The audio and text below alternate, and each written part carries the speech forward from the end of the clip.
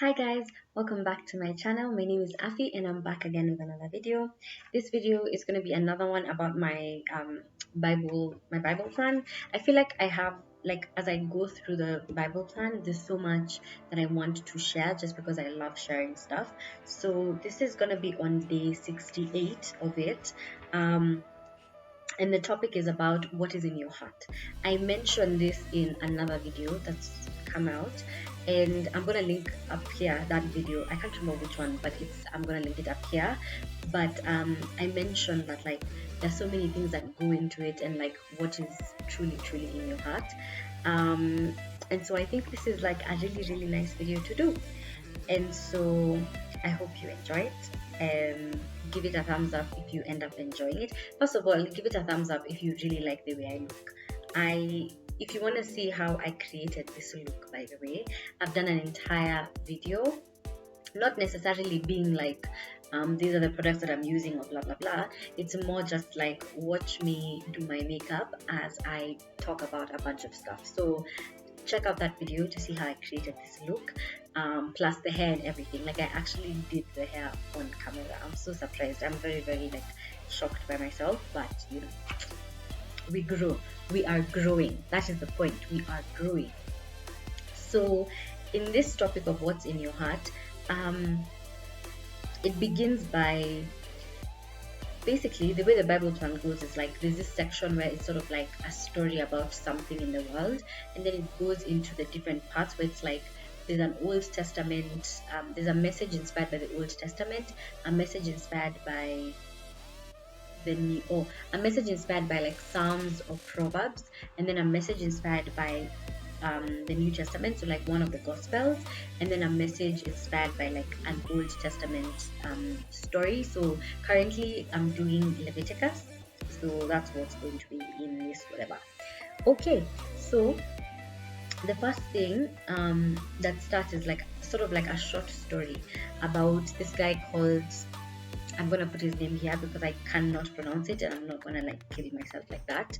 But he was basically imprisoned. He was a Russian literary artist, and he was imprisoned for 8 years for criticizing Stalin. I don't know if you know Stalin. He was a dictator. Anyway, he basically said the line separating good and evil passes not through states, nor through classes, nor between political parties, but right through every human heart and through all human hearts. I don't know why, I just liked that message. Just understanding that whether you are doing good or evil begins in your heart. That's what's important, your heart. Because we like to show this picture of perfection and being I go to church, I dress well, I do this, I do that, blah blah blah, and yet your heart is so black. You get home from church and you're backbiting everybody that you just said hi to in church. You know what I'm saying? That's really messed up. And I'm not trying to judge, I'm just trying to say that the point is usually what is in your heart, not the outward appearance of it. And that's what God looks for, what is in your heart. So the first subtopic is your heart and its weaknesses, and this is basically from Proverbs. And here there's an emphasis on sin and how some sins are worse than others. There's an entire verse in the Bible that actually says these are the worst of the sins. There's the 7 deadly sins. There's a whole verse, and that's not the one that I'm gonna quote here, but there's a whole verse like that. And here it basically talks about the gradations of the sins, how killing someone is not the same as stealing because you don't have. You know what I'm saying?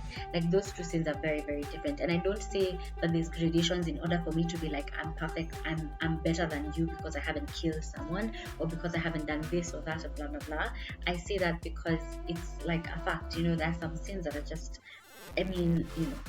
how can I express it in a different way? And then some other thing that is discussed is boundaries that are given from as instructions from God. So it's the whole idea of God giving us the 10 commandments, God saying don't do this, don't do that, and that whole thing. And usually there's a lot of it having to do with what is in your heart and stuff like that. So the next part is your heart and its results, and this is basically inspired from Mark. And here there's a few like tips to live differently as like a Christian, as a person of faith in general. And the first thing is be authentic. So here it was basically like the story of Judas betraying Jesus and him like coming to kiss um Jesus as a way of like showing the guards who he was, like who was supposed to be like carried away. And so just showing that like that's not being authentic, like that was being fake, showing fake affection for Jesus. And you know what, it's so interesting because as I read this, I just realized the Bible sort of like jumps from one thing to another. Like it's not like a continuous story. It's so confusing. Like it makes me think that there's parts of the story that we don't have, and I genuinely think that there are parts of the story that we don't have, because if Judas was coming to kiss Jesus as a way of like pretending that he was like Jesus' friend, and he didn't want to show that he was the one who was going to betray Jesus, then the immediate scene that follows in the Bible is like Judas kisses and then the guards take Jesus away, and it's like, I mean, if that happened like that, then I mean, it's pretty obvious who betrayed Jesus. But then it seems like that was not the intention for him to come and kiss Jesus like that, like as a sign of betrayal. Then the intention was not for him to be known as the one who betrayed Jesus. So it's just like seeing those different like holes. It's just, I feel like there's a bigger part of the story that we don't have, and I crave knowing that part of the story. Anyway, the second thing is to speak the truth, and here it goes back to the people who were falsely accusing Jesus. Like they didn't have the truth, they were lying. They knew that Jesus hadn't done anything. They knew like all that they knew, and still they falsely accused him. There was false witnesses, like just people giving false testimony. Like what is that? Anyway, the third thing is to fight corruption. Corrupt judges are still a feature of the world today. Honestly, like corrupt anything is still a feature of the world. And if you live in Kenya, then you know corruption is such a huge part of our life. And it's so frustrating. It's the most frustrating thing actually. A situation actually happened a few days ago, and I don't know if I can disclose it, so I'm just gonna let go of that. But it's insane how much corruption is such a part of our lives and how much it's been like just made to be normal. So frustrating. Anyway, the fourth thing is identify with Jesus. So like this one comes from Peter, when Peter denied Jesus. You know how Peter had been told, you're the one who's going to deny me, and he was like, me, no, I'm following you to the grave. And then when it came time for him to actually be like, yeah, I know Jesus and stuff like that, he basically denied. He was like, nah, man, I don't know that man. What do you mean I know that man? I don't know that man. What are you saying? So that whole thing. So the point is like identify with Jesus, don't betray him. Like we understand where Peter was coming from, and I know we can bash him and be like, look at this homie, but like all of us have been in that situation where we are in a place where we are asked a question and we deny something that we know is the truth. And I think for me, for the longest time, I was in that place, and I'm so grateful that I'm trying to find myself out of that place. Also, I really appreciate this lighting in this moment. Just wanted to mention that. So the next part is your heart and God's law. And now this part is now where we get to know like the laws. It's so interesting that as I've been going through Leviticus is a book of law, and I didn't know that. Honestly, I've never read the book of Leviticus. I don't think I've ever read it. And going through it now, I'm just seeing how much it's like so many laws. Like God, that's where God outlines the laws that he wants to be followed. I highly recommend that you read that book. Like from the beginning, and it can be a bit like boring. I'm not gonna lie. I'm not gonna be like, oh my god, it's the most fascinating thing. It really is fascinating in the sense of like, it's just interesting to see how God paid attention to such detail and just the kind of things that he said and how he outlined every single thing that needed to be followed. I think for me that's the most fascinating part. So I highly recommend that you read Leviticus, because that's where God like sort of like gives the laws. And there's something that comes up in that book is the holiness code, which says, be holy because I, the Lord your God, am holy. So basically God is instructing us to be holy because he is holy. Like we should be trying to be like him. That's the point. I guess that's the point of life. And so in this book we basically like the moral law and what happened. And something I wanted to do is like sort of draw a parallel between how Jesus said like be holy, because how God said be holy because the Lord your God is holy. And then when we come to Jesus, he basically is like, love the Lord your God with all your heart, and then love your neighbor as yourself. And I don't know, like I just feel like there's a parallel there, like a sort of just like, it's nice to see how everything is usually so like intertwined, because even in the unification church, that's something that's so important, like just the idea of being holy and the idea of being perfect and the idea of being of like attaining perfection, and like the first blessing, being fruitful, attaining like individual perfection. So that's something that has been throughout. The truth is something that usually is like the truth is the truth regardless of the situation.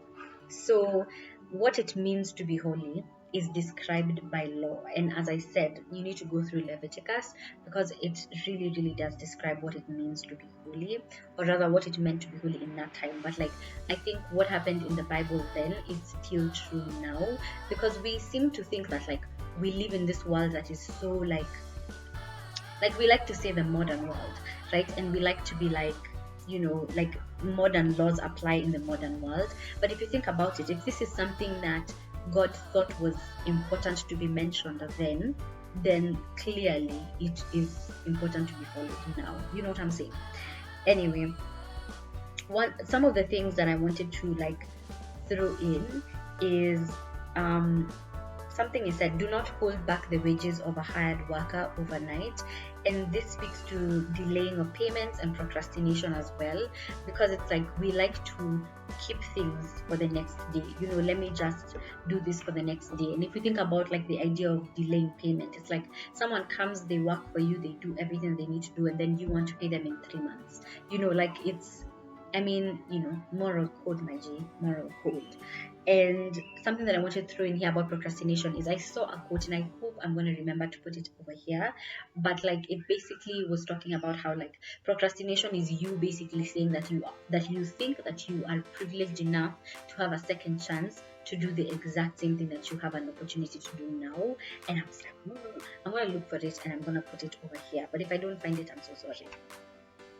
But another like law that I wanted to throw is turn away from the things that spoil your life.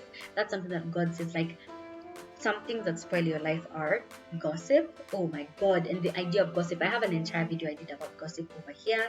I highlighted different verses that speak against gossip, so I'm gonna link it up here. So gossip is one thing that spoils your life completely, and another thing is holding grudges. That really does mess up your life, and I feel like that has been the message of my most recent videos. Like, I've just been talking about forgiveness and letting go and things like that. And just, there's a statement that was said here. It says, holding a grudge is you allowing someone else to live in your head rent free. First of all, the reason why I wanted to mention this is because, and I'm going to throw in Taylor Swift here because everyone knows I'm obsessed with her, but I want to throw it in here because she has a song called I Forgot That You Existed, and there's a lyric that says, like, you've been living in my head rent free. It's like in the beginning of the song. She basically says, like, you've just been living rent free in my life until one day I just forgot that you existed, But I think, like, the point is, stop holding grudges. Someone is living in your head rent free when that part of your brain or your heart can be taken up by like ideas that you could do, good things you could do for other people, just thinking about a life of service. I mean, you could be doing so many things with that part of your brain. Holding a grudge is not worth it, it's really not. And then something else that was mentioned is the dangers of witchcraft.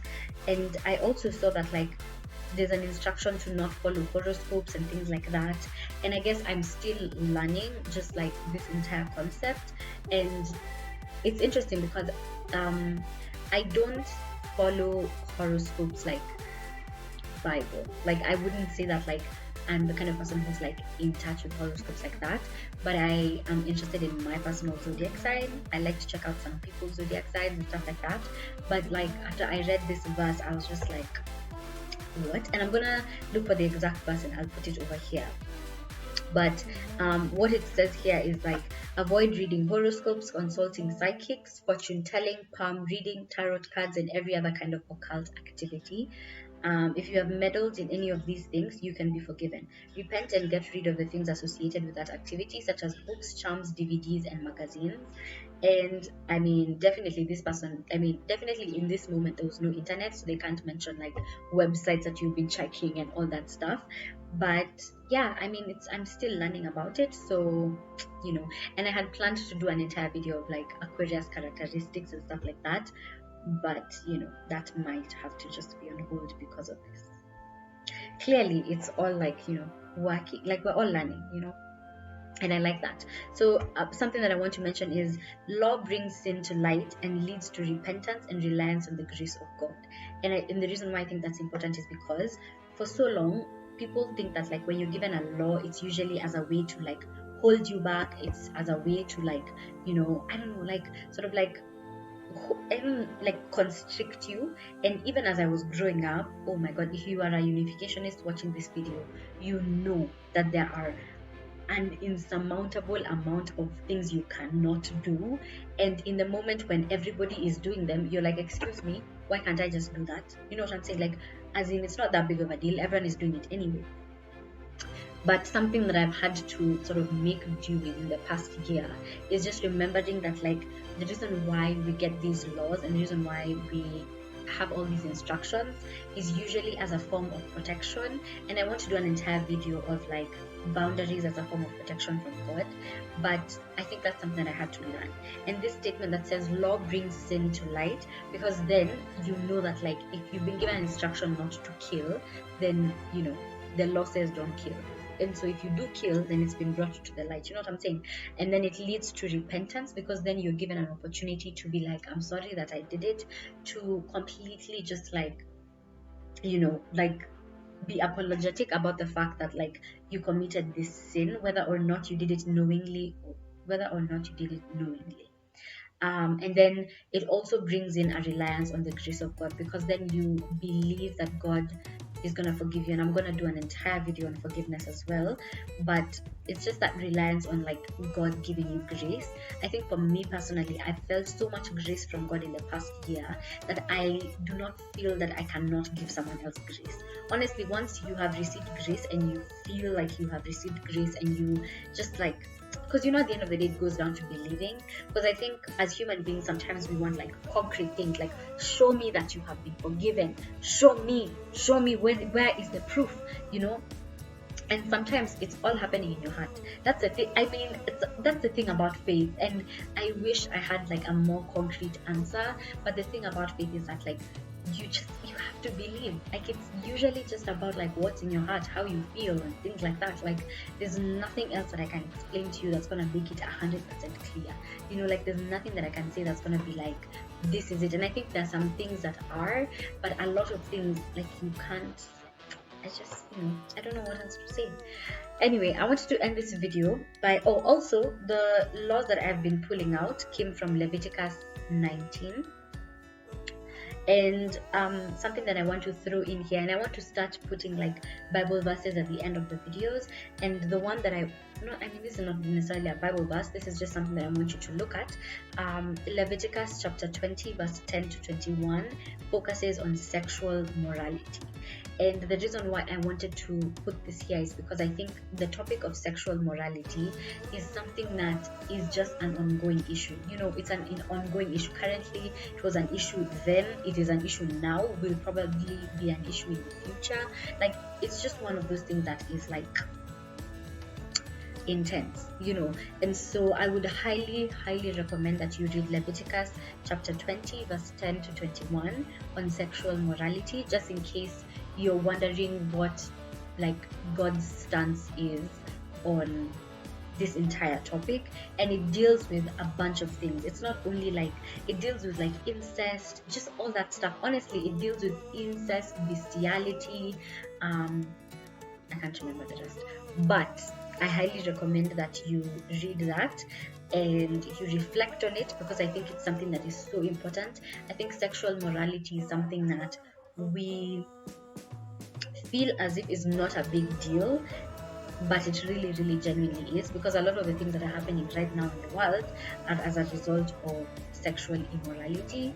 And so I highly recommend that you check that out, and I hope this video has helped you. If you feel like this video is going to help anyone else, please remember to share it, give it a thumbs up if you enjoyed it, and then subscribe if you haven't subscribed, and I will see you next time. Bye.